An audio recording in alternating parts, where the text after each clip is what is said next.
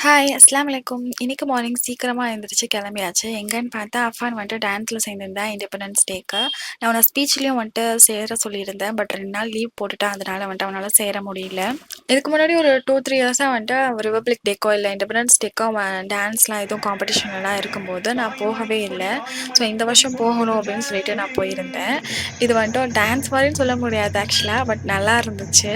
என்ன பாட்டுனா, எல்லா காலமும் வர அதே பாட்டு தான். "தாய்மணி கொடி" அந்த சாங்ல வந்து டான்ஸ் ஆடியிருந்தான் அஃபான். நான் கூட லேட்டா போயிருமோ அப்படின்னு சொல்லி நெனச்சுட்டே இருந்தேன். பட் கரெக்ட்டா அஃபான் டான்ஸ்க்கு முன்னாடியே போயிட்டோம். கொஞ்ச நேரத்துக்கு முன்னாடியே போயிட்டோம். அஃபான் டான்ஸ் முடிஞ்சோனே நோட் ஆஃப் தேங்க்ஸ் சொல்லிட்டு, எங்களுக்கெல்லாம் கடல மிட்டாய் குடுத்தாங்க. இந்த மாரி வந்துட்டு ரிபப்ளிக் டே, இண்டிபெண்டன்ஸ் டேக்குலாம் வந்துட்டு முட்டாய்னா, அது வந்துட்டு இந்த ஹாஃப் மூன் சைஸ்ல ஆரஞ்சு கலர் முட்டாய் இருக்கும் இல்லையா?